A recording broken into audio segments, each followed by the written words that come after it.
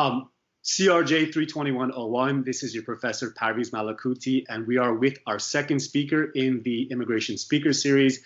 He is a former DACA recipient, and he's an immigration activist, but he's not a lawyer. And we're going to talk about that. We're going to dispel myths. First of all, I'd like to introduce Deyvid Morales. Thank you, Deyvid.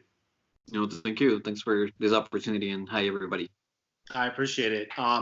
Deyvid, you have a very interesting story. It's been documented, from some major news outlets and then blogs and social media as well. I'm just going to ask you open-ended. Why don't you go ahead and tell us a little bit about your story? Yeah, thank you. So I was born in Acapulco, Mexico in 1991. I'm 28 years old. And life was normal as a normal Mexican kid. And so we immigrated to the U.S. In 2001. We actually immigrated like 2 weeks before 9/11.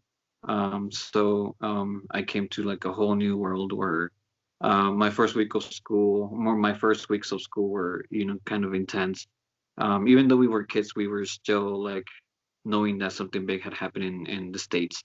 But obviously I didn't know English, I didn't know anything. And so I was just, going with the flow, and everything was okay. I graduated from my high school in 2010. And that's kind of where things got interesting. After I graduated high school, even though in the state of Utah we have in-state tuition since 2001, I wanted to go to a college in the state of Louisiana. And so I applied and I got accepted. And because of the lack of information, the lack of not knowing like what to do, what to say, how to act, how not to act or react, I honestly didn't know anything about immigration. I just knew that I was an immigrant. That's how much I knew.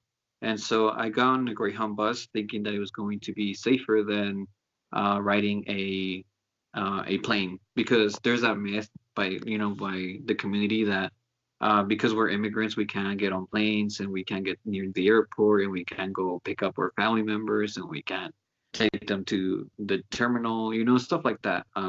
And so just because there was a lot of myths, so I took a Greyhound bus, and I left January 1st, 2011.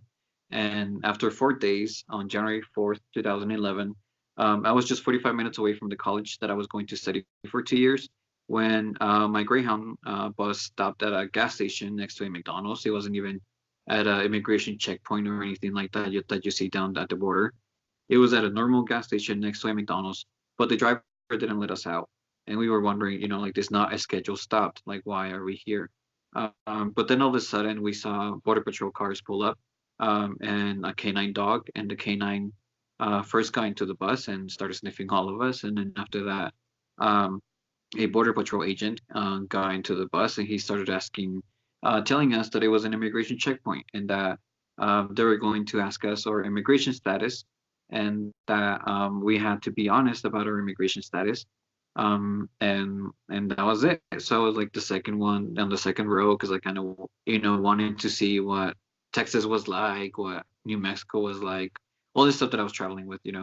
And so they asked me where I was from, and because I didn't know my rights, I didn't know how to react, I told them everything. I was like, oh yeah, I'm Deyvid Morales, I'm from Mexico, I came here when I was 9, I'm undocumented, this is my address, here's my phone number, here's the fixed social I use, just like stuff that they weren't even asking me. But I was just so terrified at the fact that it could be worse if I was lying. And so I was honest, and I probably shouldn't have. And they took me out of the bus, and so they took they just arrested me. My luggage, all of my belongings, they were left on the bus. I couldn't take anything with me. And I never made it to the college. Instead, I was placed in a detention center in the state of Louisiana, where I spent 17 days. And it was the most horrible experience. Just being in that big room with 50 bunk beds, 100 people, 4 toilets, 4 showers, 4 sinks, no curtains, no privacy. The AC is on all the time. You're always cold. The lights are always on. There's like legit 2 windows that are like really tiny. And that's the only way you can tell if it's and the breakfast and lunch and dinner time. But that's the only way you can really tell what day it is, or what's going on. So eventually, my family paid $4,000 of bail, which was what the judge was asking for at that time. and they paid a bail. Then I was able to return back to the state of Utah, where I live now, or where I have always lived. And when I got here, my ICE officer, he told me not to talk to the media. He told me to not talk about my story. And he said this because once I was arrested in Louisiana, people here in Utah found out. And so when I came back to Utah, there was already like reporters at the airport and things happening, and I was not really sure what was going on or what to say. But it was already becoming a public case. And so my deportation officer, he said, if you ever say anything to anybody, if I see you on the newspaper, if I hear you on the radio, I'm gonna go to your house at 3 a.m. and take whoever's home, just so you know. And so Wow. for 6 months, I was scared. I did not say anything. Not even to my, best friends. I was depressed. I was just going crazy. And more because they put you under the ISAP program. And under the ISAP program, you have to be home certain days. You can't work. You can't study. You can't leave the state. You can't do anything. You're under supervision. And so my own house became my own prison. And so that's when I kind of, I had two options. Either get depressed in my own house, which was my prison, or use that time knowing that I couldn't leave my house and study something online. And so I did. So that's how I became studying how to do videos, how to do websites, how to do apps, how to do Photoshop, graphic design. And that's kind of how I learned a lot of the stuff that I use now. Um, but back then it was just kind of like that two options, that you're under house arrest and you can either get really depressed in your own home or you can find that time to do something else. And so that's when I started like learning how to create apps, how to like get the information, how to become educated. And So, so I never made it to the college. Yeah. right, yeah, and I'll ask you about that in a moment. I just want to back up for a second. You said you stayed quiet for 6 months. Then I assume after 6 months you started speaking up. Is that right? Yeah, yeah, that is correct. It was a process. Most importantly because I feared for my family's life. I knew what it was like to be in that detention center, and it was really traumatizing. So when I got out, I was like, I'm not going to put my family through that. Um, and so for 6 months, I did not say anything. I was honestly quiet, as quiet as I can be.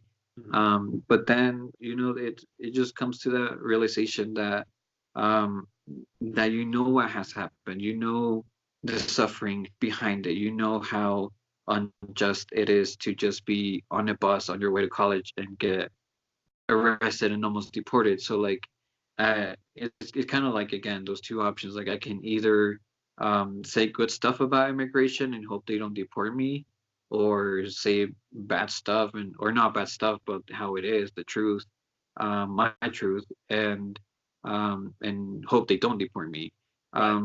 But it came to a point where whether you talk good about ICE or you talk bad about them, they're going to do whatever they want to do. There's nothing, there's not like a poem that you can write to them that will make them feel better about you, or you can't bribe them with roses or chocolates. Like it doesn't matter what you do. They're always That's their job. Their job is to try to deport you. So it came to a point where I was like, I have to speak up, even if it puts all of us at risk, even if I get deported. I need to let people know what happened because the government's saying their story, but nobody's hearing my story. Got And it. so that's when I decided to speak up. Nice. And so when you started to speak up, what's the first thing or what are the first platforms that you started speaking about your experience on? Yeah, actually, because it was already a public case in the state of Utah, I contacted all the reporters that eventually contacted me first, and I said, hey, I know, when this first happened, I was scared, I didn't know what to say, but I'm ready to talk now, and so I actually held a press conference, in my church, because I was like, if they come, I'm gonna be inside of a church anyways, so so I held a press conference at a church and I told them what had happened, my side of the story, and I was honestly scared. I don't think I answered any questions from the media, to be honest. I was just like, okay, here's my side of the story. I'm out. Gotcha. Um, I was just scared, and because I knew that officer said, if I hear you, if I see anything about you, I'm gonna go to your house at 3 a.m. We were all kind of panicked, so we didn't sleep at our house for that day. We were just, like all over the place, but we were just making sure that if they do come to our house at 3 a.m., nobody was going to be home. So that was kind of like the toughest part of it, is just like convincing your family that you're trying to take a public risk, and declaring that you are an immigrant, that your family immigration story. And that's tough because not all your family members are on board. Not everybody wants to be known as an immigration, an immigrant activist, or an immigrant overall. Um, so that was like the toughest part. But then again, you're just kind of stuck in that scenario, whether you have to speak up or you don't. But I Right. think the regret of not doing so, it's higher than what could happen. Got it. Right. And how did it first become a public case in Utah? Because you said that when you came back, there was already reporters that were contacting you. Yeah. So when I got arrested in Louisiana, um, they actually thought I was in Texas because while I was like traveling through the Greyhound, I was kind of doing the Facebook check-in, and the last check-in I did was that morning in Houston, Texas. And so when the director of the school was supposed to meet me at the Greyhound station, um, and he didn't, and I mean he did, but we didn't meet up because I got apprehended. They contacted my family and they were like, hey, do you know, like, why is he not on the bus that he's scheduled to be on? And my family's like, well, you should know because he's closer to you than to us. And the last thing we know, he was in Houston. So for 2 days, they didn't know where I was at. Um, they kind of started. One of our family members started reaching out to the media as a kind of like a missing person case, just because he had been 48 hours already. But then after that, I was able to make a phone call and tell them what had happened, and so that kind of snowball escalated into so there was like no news articles about me going missing or anything like that because it was still barely fresh.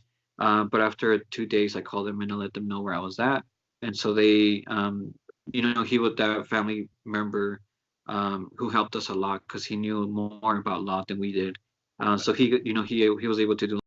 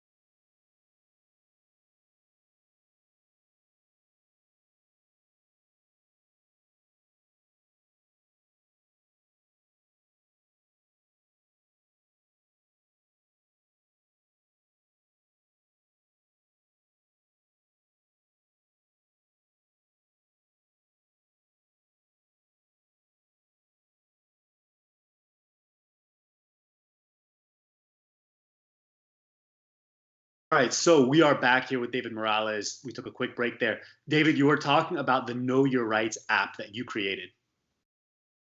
Yeah, so the first step was actually because I realized that I couldn't that people needed to learn their rights. And so there was a point where I was, handling out those little red cards that say, like know your rights. Yeah. But then I started like standing outside the Mexican stores and just spending all day there handing out know your rights cards. Just super, like I don't want anything that happened to me to happen to you. And so I started handing out, those know your rights cards. But then I noticed that people would just like throw them away or like crumble them up or just, like disregard them, like if I was selling something else. Um, and that's when I realized, like I can't be in every Mexican store. I can't be in every Greyhound station. I can't be in every Greyhound bus. There's got to be a better way to let people know their rights. And that's when first, apps started like coming out. When apps, it was just, like the big one, the social media ones, and some other ones. But there was no educational like know your rights kind of apps yet. And so when there's a gap missing, you have to fill it up. So that's kind of what I did. I started learning how to do apps, and my first step, I think, it sucked. I think it was horrible, but still, it was a learning experience, and we were able to help like thousands of people. I think we got up to like 11,000 downloads with that one. um, and so we were able to inform a lot of people about their rights with police, with border patrol, with ICE, with even like FBI agents, and at the airport, and at the border, and at a checkpoint, and at your house, and just different scenarios because you're dealing with different agencies, and your rights change depending on who you're talking to. And so that's something I didn't know, and I learned along the process. So I wanted to let people know. So that's kind of what I did with the first tab. And then after the first tab, it became the same issue where I was working at a high school, where I got my first job after DACA. But then I realized that a lot of the the immigrant students, or just like people that I knew were probably children of immigrants, were not going to school. And so I mean, and that was me. Like there was a point where I didn't want to go to high school. But I would talk to them and talk to the parents and talk to the administration about what was going on, about why there's so many, Latinx students missing school. And so, and it was surprising because the educational system, or, my bosses, the principals of the school, they kind of assume that every brown person comes from the same country, not realizing that, you have students from Venezuela, from Colombia, from Mexico, from Chile, and every country has its own educational system, and they think that we all understand, speak the same educational system language, and we really don't. Um, and when I would talk to the students, they would be like, "Oh, why? Like I'm undocumented, or if they don't have DACA, like why? Like I'm not gonna do anything with my life anyways. I'm just gonna work like my dad. I'm just." And when I would talk to the parents, it was kind of the same response. It was kind of um, like yeah, education is great, but my kid's gonna go work with his dad, his uncle, and he's already working at the yards, and he makes more money working, than if I pay for his education. And so it wasn't really like I don't think it's like the lack of wanting to help each other from the principal to the student to the parent. I think it's just a lack of information and education. And a lot of the answers were also, there's no scholarships for Latinos. There's no scholarships for immigrants. There's no way brown people go to school. And that was shocking to me because even though I didn't really go to school, because of everything that happened, I was just like amazed because I knew that there was resources. I knew that there was scholarships. I knew that since 2001 in the state of Utah, we had institution. Like there was so much information that I knew that when I would talk to parents and students and even these educators, they didn't know. Um, so again, it was kind of that option of like I know the resources, I know how to get it to them. I know it's going to take some time and money. Do I want to do that, or do I just want to worry about my own problems? But again, I wanted to help out everybody. So I probably have invested around $14,000 on the apps, on all three of them, and I'll talk about the third one next. But it's just something that that you can create, that you have the list of scholarships, the resources, the people, the information, and there's people that need it. And there's people that take major life decisions. Like in high school, I feel like when you're in high school or in early college, like the next 5 years of your life really determine what's going to be the next 20 or 50 years of your life. So is that time is crucial, and so I saw a lot of lack of information, and so that's kind of what I did. DACA Scholars, to provide information not only for DACA recipients but also for undocumented immigrants, parents, and educators. Okay, right. So the name of the app is the DACA Scholars app. Let's go ahead and plug it right now. So how does somebody find it? Yeah, so just at the App Store on Google Play or iTunes. I think we're also on Amazon for Amazon tablets and stuff. You can just search the name DACA or DACA Scholars, and you can download it for free. And we just have information. Right now, we're uploading the list of scholarships that are going to be available for next summer and fall. Basically spring, but summer and fall. That's a lot of the things that we like to work on as well, is to educate parents about the educational system, because again, the school systems think that every brown person comes from the same country, so it's similar to their educational system, which is not, because we go by credits and things like that, and in Mexico we don't, and so that's kind of like why we do it, and so we provide a lot of information within the app. But now it kind of like it started off with education, and most of it was focused on scholarships, but right now I think we're kind of growing out of that, because um, as as we see that dreamers are getting older, or at least the DACA recipients are getting older, we kind of switch or role as well, from just providing information about scholarships to providing information about immigration, sharing immigration stories, sharing videos from you, like the attorneys, the people that have knowledge, and all kinds of resources, and keeping people updated. So it just kind of shifted a little from scholarship information to empowering and being that resource that dreamers can go to for information. Nice, nice. Yeah, and I have the DACA Scholars app myself. It's completely free, right, to use? Yeah, completely free. Okay. I won't charge $10 after 10 months. $10 after 10 months. It's funny. So I know DACA Scholars, you guys also have a page on Facebook. You guys have a Instagram account. You're all over the place. And I see you, I follow your account. So I see that you're posting info like every day, if not multiple times per day. So I know you're very much on top of it. Before we move on to the third app, how many people have downloaded DACA Scholars that you know of? Yeah, we have right now we have, so there's around like 17,000 downloads, but then there's you can see, like, so there's downloads and there's impressions and there's launches, so we know that people are using it a ton, like especially now this last couple of years, I mean months, but this last year or so.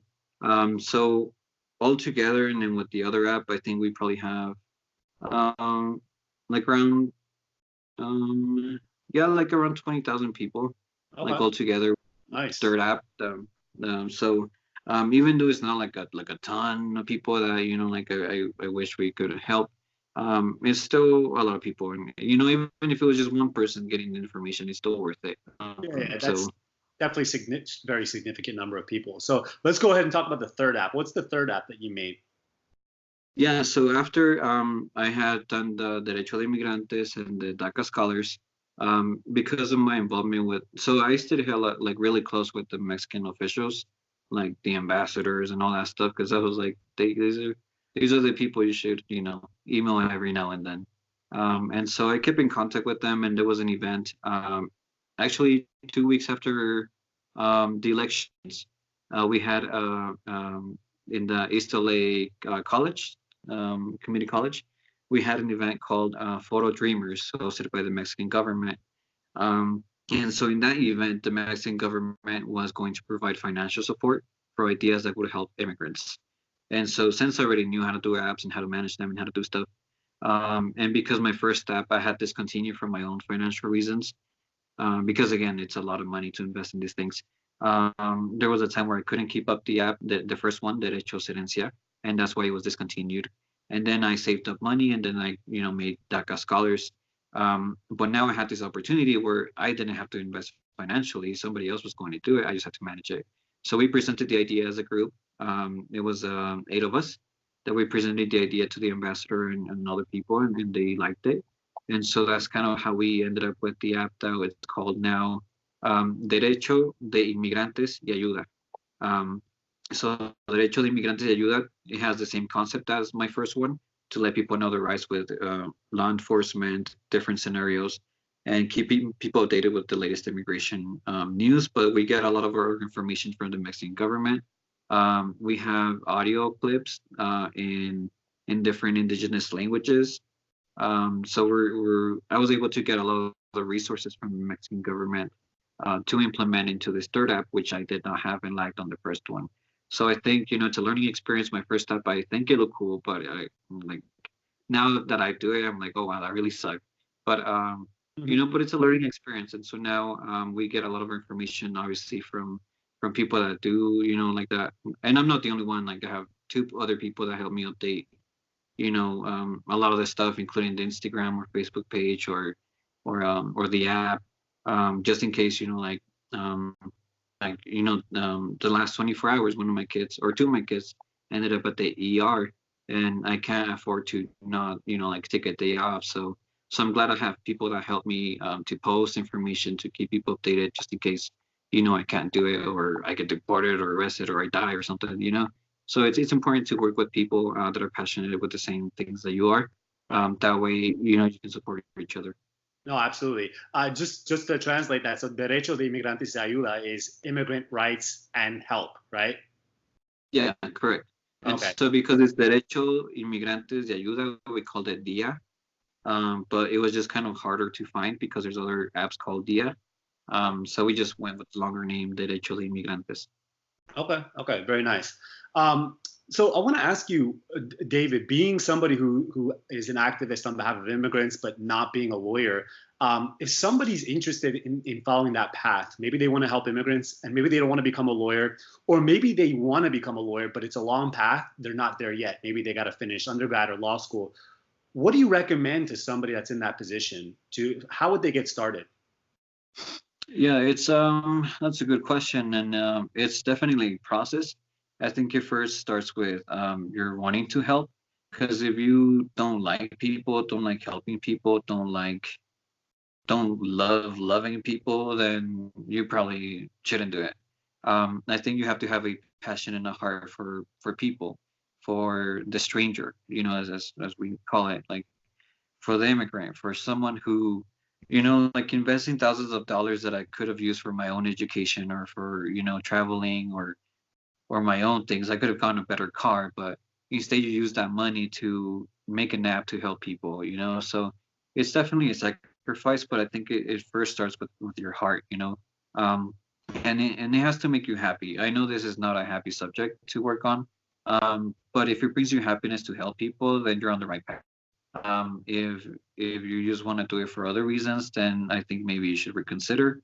But definitely helping people brings me happiness, and so I don't, see the other things that I go through as a hardship, or or weight over my shoulders. I kind of see it as my way to bring something to the table.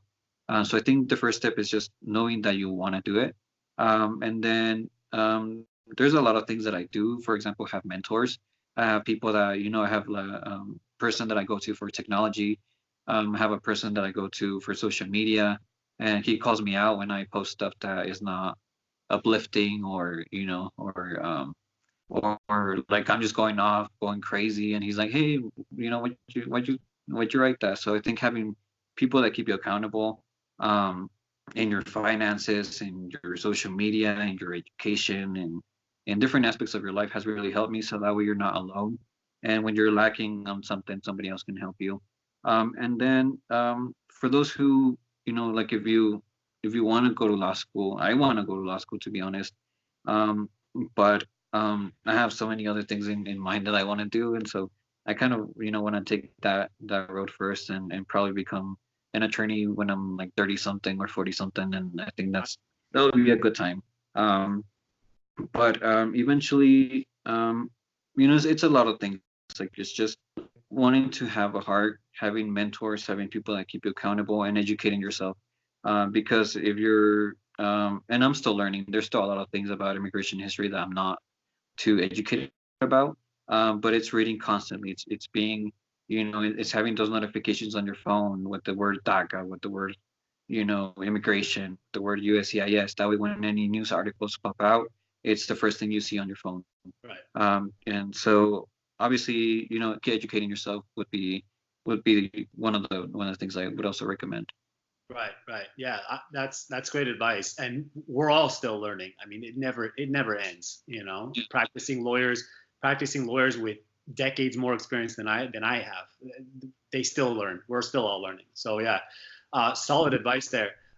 David, I know you're very busy there. So before we advance to the last part, which is the lightning round of questions, um, anything else that you want to say that to somebody, to my class, or somebody who's interested in helping immigrants?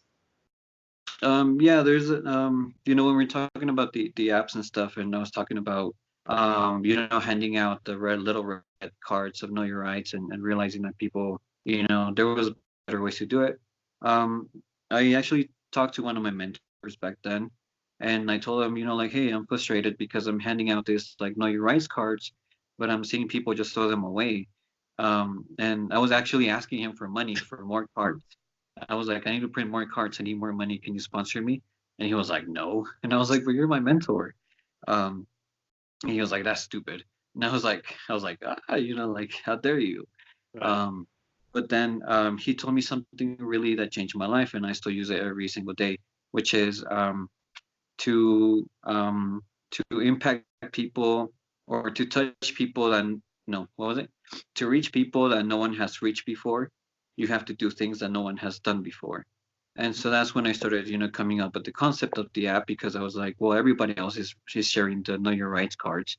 So in order to reach people that they're not reaching and that I'm not reaching, you have to do things that no one is doing. Um, so it's kind of, being creative with the ways that you do. I agree 100% with what you say about writing and sharing our stories. I think if I didn't had shared my story, if anybody looked up my name, it would still be the government's version of their story. Mm, I think it's important to share your story. I think it's important that people know about you, and it doesn't have to be a press conference. It can just be with your best friend. It can just be with your spouse. It can be with somebody, with your right, psychiatrist. It can be right. with anybody.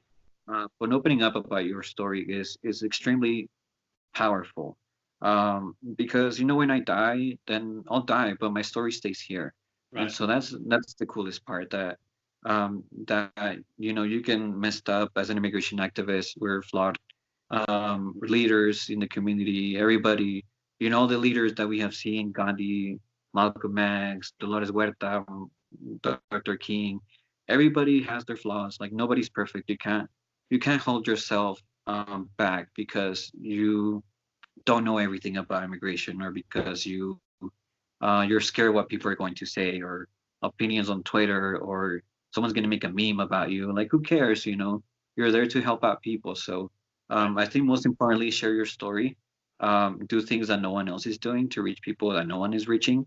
And once you do that and you combine them both, you honestly reach, you know, you reach classrooms like this one. So Right.